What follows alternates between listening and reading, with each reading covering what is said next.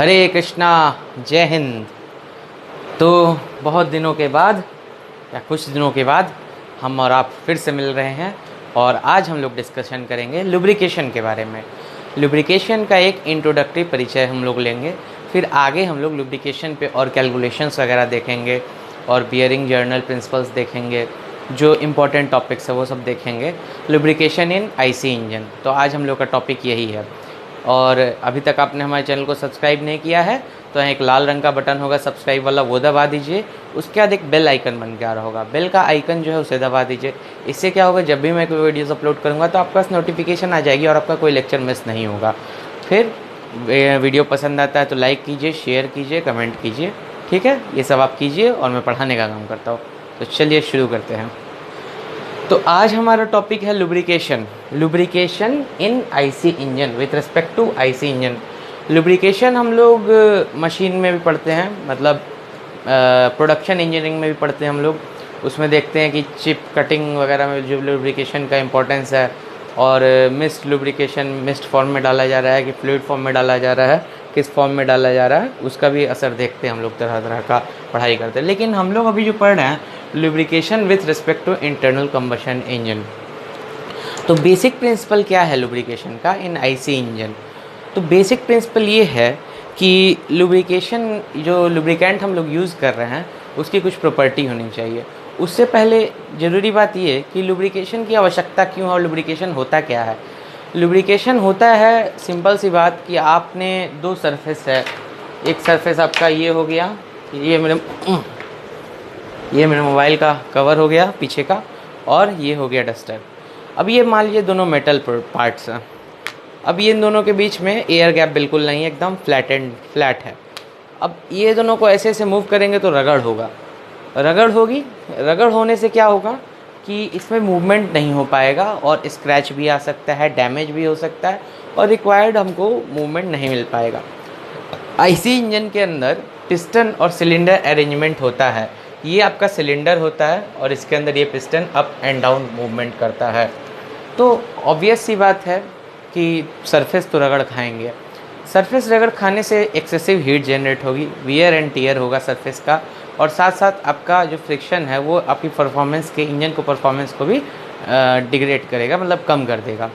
तो ये तो हम लोग चाहते नहीं है कि हमारा इंजन भाई कम परफॉर्म करे, जल्दी जल्दी पिस्टन ख़राब हो, ओवर हीटिंग हो जाए, प्रॉब्लम्स आए, इंजन सीज हो जाए फ्रिक्शन के कारण। ऐसा तो हम कभी नहीं चाहते हैं।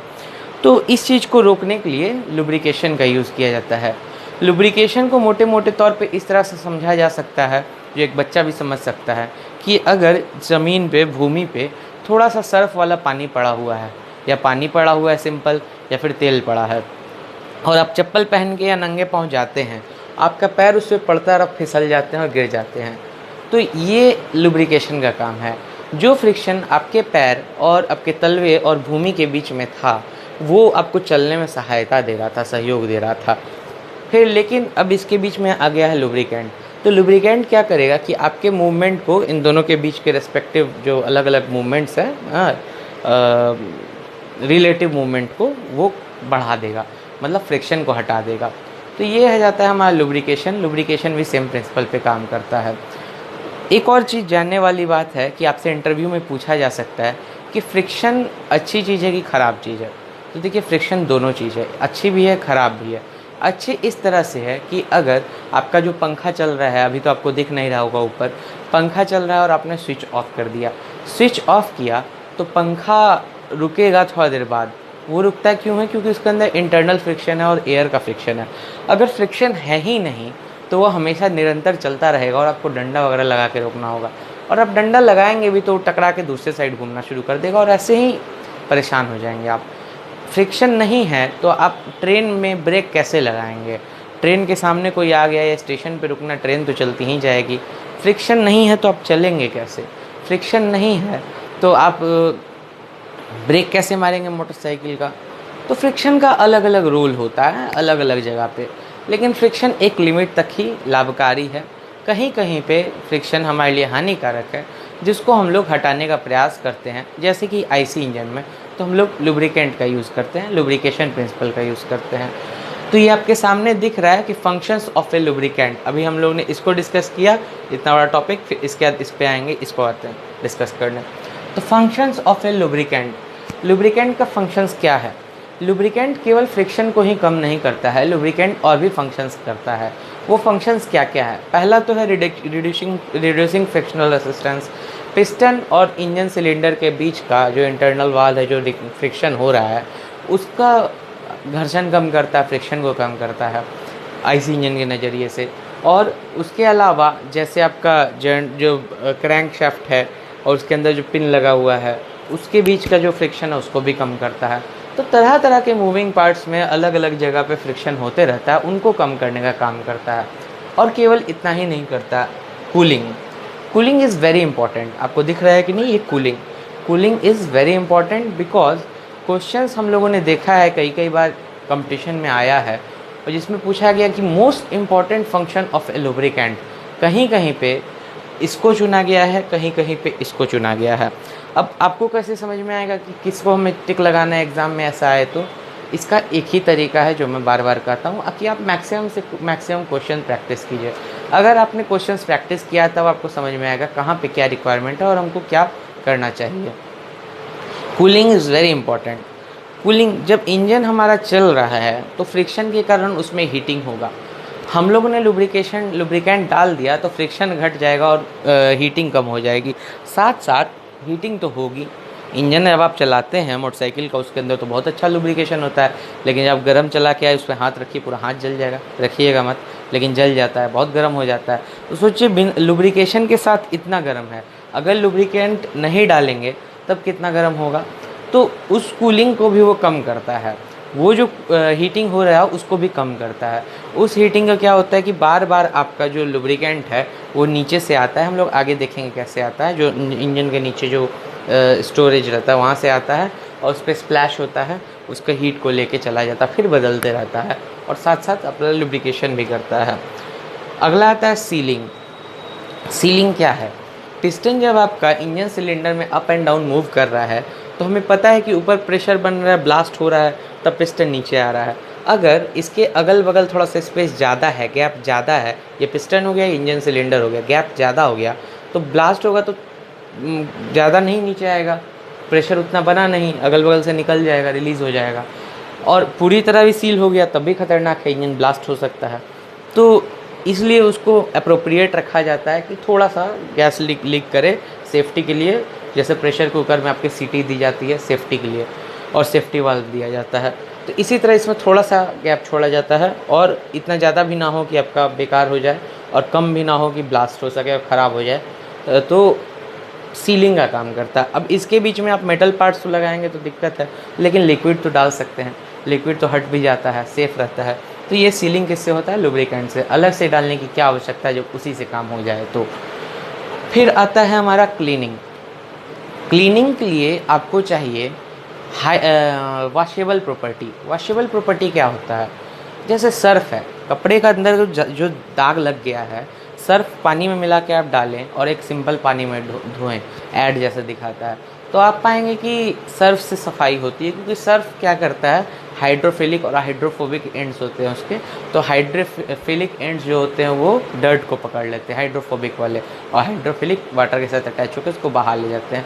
तो इसे कहते हैं वॉशेबल प्रॉपर्टी या वॉशिंग प्रॉपर्टी।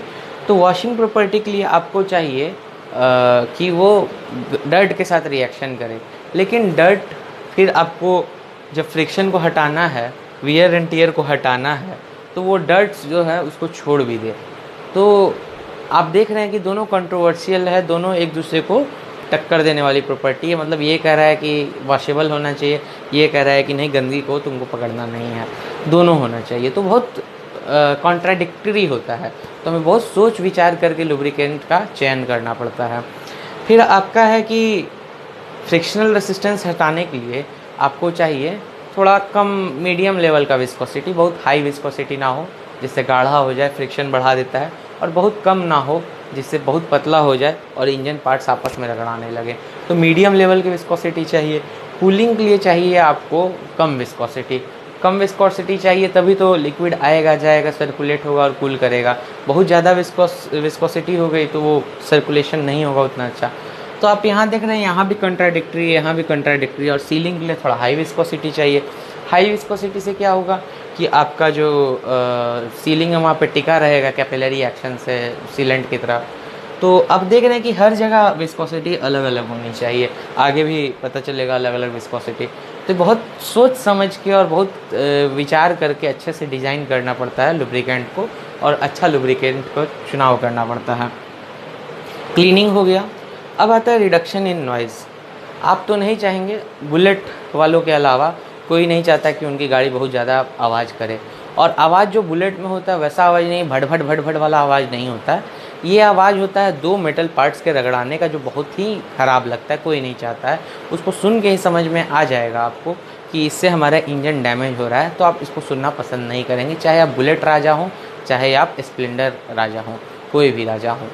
तो आपको रिडक्शन इन नॉइज़ चाहिए। दो मेटल पार्ट्स जब आपस में टकराते हैं, रगड़ खाते हैं, तो उनसे क्या होता है, नॉइज़ पैदा होता है।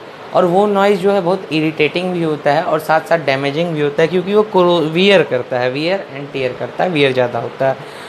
तो उसको भी लुब्रिकेंट प्रिवेंट करता है। ये कैसे कर सकता है? तो दो चीज़ है।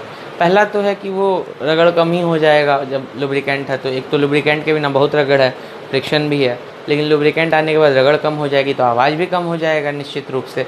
लेकिन साथ साथ आपका ये भी होगा कि लुब्रिकेंट से पार आवाज़ नहीं जाएगा, तो साउंड प्रूफ टाइप का काम। जैसे पानी, आप ताली बजा रहे हैं, इसको भिंगा के ताली बजाइए, थोड़ा जोर बजता है लेकिन ऐसा नहीं होता है। या फिर आप क्या कीजिए कि दो मेटल है, सिंपल प्रैक्टिकल सी बात है, एक मेटल ये हो गया, एक मेटल ये हो गया, ज़्यादा रगड़ूंगा नहीं, ये डिज़ाइन ख़राब हो जाएगा। तो इसके अंदर क्या किया कि आप लोग ऐसे ऐसे रगड़ रहे, जैसे ये। तो आपको थोड़ा माइक के पास करता हूँ, हल्की आवाज़ आ रही होगी, ठीक है। अब इसके अंदर पानी लगा के भर कर दिया जाए तो आपका क्या होगा, आवाज़ थोड़ी कम हो जाएगी। तो ये नेचुरल प्रोसेस है। तो ये भी आपका कूलेंट सही हो जाता है। अगला क्या है, लुब्रिकेंट सही हो जाता है। अगला है protection against corrosion and wear. दो चीज़ें हैं, एक है कोरोजन और दूसरा है वियर। तो पहले हम लोग वियर डिस्कस करते हैं, क्योंकि वियर एक मैकेनिकल फिनोमेना है और कोरोजन एक केमिकल फिनोमेना है। तो मैकेनिकल या फिजिकल को समझना थोड़ा आसान है, खास विशेषता मैकेनिकल इंजीनियर के लिए। तो वियर क्या होता है, वियर होता है आपका छोटे छोटे पार्ट्स में निकल जाना। जब आरी से आप लोहे को काटते हैं तो लोहा कटता है क्योंकि उसके बीच का जो पार्ट है वो छोटे छोटे टुकड़ों में होके वियर होके निकल जाता है। तो वो छोटे छोटे टुकड़ों में जैसे निकल रहा है उसे कहते हैं हम लोग वियर। तो वियरिंग जो है, वियर टियर अलग अलग होता है, सब मशीनरी में किसमें, प्रोडक्शन इंजीनियरिंग में मिलेगा। उससे आपको प्रोटेक्शन देता है। अब कैसे, ये तो आप समझ ही गए होंगे इतना देरों में कि कैसे वो काम करता है, क्योंकि फ्रिक्शन कम कर देता है तो लुब्रिकेशन आपका वियर को कम कर देगा। कोरोजन, कोरोजन एक केमिकल फेनोमेना है। कोरोजन होता क्या है कि कंबाइन अटैक ऑफ, जैसे हम लोग 9th-10th में पढ़े हैं, combine attack of atmosphere, which atmosphere के ब्रैकेट में रहता था हमारा air, humidity, water vapour etcetera, on metal और non metal surface with for a period of time, उसे कहते थे। तो हम लोग का ज़्यादा पार्ट्स आयरन के रूप में पढ़ के देखते हैं। तो आयरन में रस्टिंग होता है, कॉपर में आपका ग्रीन कलर का हो जाता है, अलग अलग मेटल्स में, अलग अलग मटेरियल्स में अलग अलग होता है। प्लास्टिक भी आपका सनलाइट में रखा जाए तो टूटने लगता है, झड़ने लगता है। तो कोरोजन है समय के साथ एजिंग हो जाना, विपरीत परिस्थितियों में काम करने से। तो कोरोजन को रोकने के लिए आपको ऐसा वो मेटल चाहिए, ऐसा लुब्रिकेंट चाहिए जो आपका केमिकल रिएक्शंस को डिले करे या केमिकल रिएक्शंस को पूरी तरह से रोक दे। वो केमिकली इनर्ट भी होना चाहिए और साथ साथ दूसरे केमिकल रिएक्शंस को भी रोकने वाला होना चाहिए जो अननेसेसरी हैं, जो आपके पार्ट्स को डैमेज कर सकते हैं। तो ये दोनों चीज़ें वो करता है, protection against corrosion and wear. कौन करता है? लुब्रिकेंट करता है। अब ये हमारा फर्स्ट सेक्शन कंप्लीट हो गया लुब्रिकेशन का जानकारी। अब हम लोग आते हैं टाइप्स ऑफ लुब्रिकेशन या लुब्रिकेशन प्रिंसिपल पे आते हैं। इस सेक्शन में 3 तरह का लुब्रिकेशन प्रिंसिपल है, ये टाइप्स ऑफ लुब्रिकेशन होता है। वो तीनों क्या होते हैं? पहला होता है हाइड्रोडायनेमिक लुब्रिकेशन, जिसे थिक फिल्म लुब्रिकेशन भी कहते हैं या फुल फिल्म लुब्रिकेशन भी कहते हैं। ये आप देख रहे हैं यहाँ पे लिखा है सीधे सीधे, उसका डायग्राम ये है। तो उसमें होता क्या है कि ये एक मेटल सरफेस हो गया और ये दूसरा मेटल सरफेस हो गया। और इसके बीच में मोटा लेयर लुब्रिकेंट का भरा है, मतलब कि ये पास में नहीं, ये दूर है। तो ये सोचिए इतना मोटा लेयर है इसके अंदर लुब्रिकेंट का है, तो चांस ही नहीं है कि कोई रगड़ खाने का। और फ्रिक्शन मिनिमम होगा तीनों केसेस में, मैक्सिमम मिनिमम फ्रिक्शन होगा इसमें। तो ये होता है हाइड्रोडायनेमिक लुब्रिकेशन और फुल फिल्म और थिक फिल्म लुब्रिकेशन। अब आप देख रहे हैं एक मेटल सरफेस स्टेशनरी रखा है, दूसरा मेटल सरफेस ऐसे है जो लोड है, इस पर लोड पड़ रहा है, और इसके बीच में ये ब्लू कलर का direction of flow of oil है, ऑयल दिखा रहा है। और होता क्या है कि आपने देखा होगा सर्फिंग होता है समुद्र में, तो सर्फिंग करते हैं तो कैसे करते हैं वो लोग, उनका आगे का पोर्शन उठा रहता है और पानी नीचे से आता है और वो आगे बढ़ते जाते हैं। कभी तो आपने ये नहीं देखा कि उनका आगे का पोर्शन नीचे रहता है, वरना वो नीचे चले जाएंगे, सिंपल सी बात है। तो सिमिलरली ये प्रोसेस फिनोमेना को यूज़ करते हैं यहाँ पे। एक होता है वेजिंग एक्शन, बहुत इंपॉर्टेंट टर्म है। वेज का अर्थ क्या होता है? Veg, WEDGE, veg, VEG veg नहीं, वेजिटेरियन वाला नहीं। ये वेज होता क्या है? जैसे एक आपने ये ट्रायंगल दिख रहा है आपको, इसको 3D कर दिया जाए। 3D कैसे? ठीक है, ये 3D हो गया। 3D दिख रहा है आपको, चपटा सा ऐसे बना हुआ है, तो इसको कहते हैं वेज, इस शेप को कहते हैं वेज। अब क्या है कि एक सरफेस है, एक सरफेस हो गया आपका, वेज के पास आया, ये दो, एक है या दो है, और वेज के कारण वो फैल जाएगा, इसे कहते हैं वेजिंग एक्शन। ये आपको दिख रहा है, वेजिंग एक्शन इसे कहते हैं। तो ये बहुत जगह यूज होगा, इसलिए आपको बता दिया गया है। सिमिलरली यहाँ पे भी आप कुछ देख रहे हैं, ऐसा ही हो रहा है, इसे कह रहे हैं वेजिंग एक्शन। वेजिंग एक्शन में होता क्या है, इन केस ऑफ फ्लूइड, ये तो मैंने बताया क्या, सॉलिड का, आप देखे होंगे लकड़ी को चीरते कैसे हैं, बीच में घुसा के ठोकते हैं तो चिरा जाता है लकड़ी, लेकिन ये वेजिंग एक्शन सॉलिड का हो गया। वेजिंग एक्शन इन लिक्विड में क्या होता है कि इस तरह से जो सर्फिंग वाला फिनोमेना है, सर्फिंग हो रहा है तो प्रेशर जो है ना, तो मोशन इसका उस साइड होने लगेगा। ये नेचुरल फिनोमेना है, इसका मोशन उस साइड होने लगेगा। डायरेक्शन ऑफ मोशन इधर दिखा दिया गया है, उल्टा दिखा दिया गया है। Direction of motion opposite arrow से होगा, उधर होगा, ये हमें पता है, simple simple. Direction of motion of oil था वो, direction of motion of plate की बात कर रहे हैं हम। तो थोड़ा सा ऑयल बाहर भी निकलेगा और ये जो मैक्सिमम ऑयल है यहाँ से निकल जाएगा उधर। तो इस तरह से आपका ये वेजिंग एक्शन हो रहा है ऑयल के बीच में, और ये उधर बढ़ रहा है, इसके बीच में गैप मेंटेन रहेगा। प्रैक्टिकल एक्सपीरियंस है तो आप समझ ही गए होंगे, कोई बात नहीं है। नहीं भी समझे तो इतना समझिए, बहुत मिलेगा, आप समझते रहेंगे। फिल्म प्रेशर कैसा होता है इसके अंदर? जो फिल्म का प्रेशर है वो ऐसा बनता है। फिल्म क्या है? ये वाली जो फिल्म है इसकी बात हो रही है। इसका प्रेशर है मैक्सिमम आपका यहाँ पे बन रहा है, ये मैक्सिमम है, यहाँ मिनिमम है, यहाँ मिनिमम है। तो यहाँ मैक्सिमम प्रेशर बिल्टअप हो रहा है, तो इससे क्या हो रहा है, इस प्रेशर के कारण से फ्लूइड उधर नहीं जाके उधर से रिवर्स करके चला जा रहा है। क्योंकि हमें पता है कि high pressure to low pressure पे कोई भी फ्लूइड मूव करता है, तो हाई प्रेशर इधर है, लो प्रेशर उधर है, इधर है, तो लो प्रेशर उधर मूव कर जाएगा और इधर भी कुछ मूव करेगा, लेकिन ओवरऑल आपका मोशन जो है लोड का उसी साइड होगा। सर्फिंग वाले से आप एग्जांपल से अपने दिमाग में सेट कर सकते हैं। ये सबसे बढ़िया टाइप का लुब्रिकेशन है। इसमें क्या होता है कि मिनिमम फ्रिक्शन होता है और बहुत अच्छा गैप है, दोनों मेटल सरफेस रगड़ खाएंगे नहीं, इनके बीच में लुब्रिकेंट हमेशा सदैव रहेगा, थोड़ा सा ऐसे रहेगा, सीधा नहीं ऐसे रहेगा, और ऐसे रहा तो नीचे चला जाएगा। अब अगला आता है boundary lubrication, thin film lubrication. Boundary lubrication होता क्या है कि सबसे ख़राब लुब्रिकेशन है।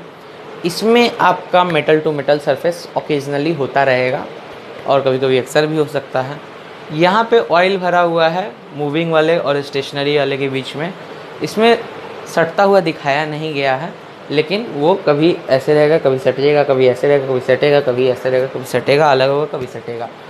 ये होगा आपका बाउंड्री लुब्रिकेशन या थिन फिल्म लुब्रिकेशन में। ये लुब्रिकेशन हम लोग प्रेफर नहीं करते हैं, इस लुब्रिकेशन में लॉस अधिक है। अगला है हमारा मिक्स्ड फिल्म लुब्रिकेशन और partial film lubrication. Mixed film lubrication में क्या होता है, ये लुब्रिकेशन का एग्जांपल आप समझ सकते हैं कि आपके चप्पल के नीचे तेल आ गया तो वो ऐसा लुब्रिकेशन है, ठीक है। मिक्स फिल्म लुब्रिकेशन क्या होता है, इसे पार्शियल फिल्म लुब्रिकेशन भी कहते हैं। पहले और दूसरे के बीच में आता है मिक्स फिल्म लुब्रिकेशन। शुरू में या प्रारंभ में ये जो आपका थिन फिल्म लुब्रिकेशन रहेगा और बाद में मूवमेंट मोशन होने के कारण वो थिक फिल्म लुब्रिकेशन में कन्वर्ट हो जाएगा। तो इसे हम लोग क्या कहते हैं, इसे कहते हैं हम लोग मिक्स्ड फिल्म लुब्रिकेशन। ध्यान देने वाली बात ये है, याद करने वाली बात ये है कि हाइड्रोडायनेमिक और बाउंड्री के बीच में आता है मिक्स्ड फिल्म लुब्रिकेशन। प्रारंभ में तो सटा हुआ है और बाद में अलग हो जाएगा। इसका एग्जाम्पल है जर्नल और बियरिंग वाला केस। ये हम लोग अगले लेक्चर में डिटेल में एनालिसिस करेंगे, इसका न्यूमेरिकल वगैरह भी हम लोग देखेंगे, डेरिवेशन भी देखेंगे। ये होता है आपका मिक्स्ड फिल्म लुब्रिकेशन, जिसे हम लोग पार्शियल फिल्म लुब्रिकेशन भी कहते हैं। ये ब्लैक वाला जो है बियरिंग है और बीच वाला जो जर्नल है, शाफ्ट जो मूव करता है उसे हम लोग जर्नल कहते हैं। शुरू में यहाँ पे आप देख रहे होंगे ये हो गया बियरिंग, ये हो गया जर्नल। प्रारंभ में ये सटा रहता है, लेकिन जैसे ही मूवमेंट होगा तो वेजिंग एक्शन के कारण इसमें लिक्विड आएगा, ये थोड़ा ऊपर उठेगा। वेजिंग एक्शन क्या है कल भी हम लोग देखेंगे और आज हमने बताया ही है यहाँ पे जो हो रहा है, उसके कारण ये जर्नल उठ जाएगा, क्योंकि इसके अंदर से लिक्विड फ्लो करना शुरू करेगा, उठ जाएगा। और बाद में अच्छे मोशन होने के साथ तो दोनों का एक्सेस भी एक कोइंसाइड करेगा। यहाँ देखिए जर्नल का एक्सेस रेड के ऑफ से दिखाया गया, रेड प्लस से, और ये बियरिंग का एक्सेस दिखाया गया ब्लैक वाले से। लेकिन जब हम लोग का मूव में मोशन तेज हो जाएगा तो दोनों का एक्सेस कोइंसाइड भी कर सकता है आगे। तो ये हमारा है मिक्स्ड फिल्म लुब्रिकेशन या partial film lubrication, partial film. तो ये हम लोगों ने लुब्रिकेशन का एक शुरू का देखा है कि क्या होता है। आगे के लेक्चर्स में हम लोग देखेंगे लुब्रिकेशन इन जर्नल बियरिंग, ये वाले का केस स्टडी करेंगे, न्यूमेरिकल देखेंगे। तो इसके आगे के लेक्चर में हम लोग देखेंगे इंजन के अंदर कैसा लुब्रिकेशन का अरेंजमेंट होता है, वो सब हम लोग देखेंगे। तो इस लेक्चर के लिए इतना ही। तो आप लोग चैनल को सब्सक्राइब, कमेंट, शेयर, लाइक वगैरह कर दीजिए वीडियो को, ठीक है। हरे कृष्णा, जय हिंद, धन्यवाद।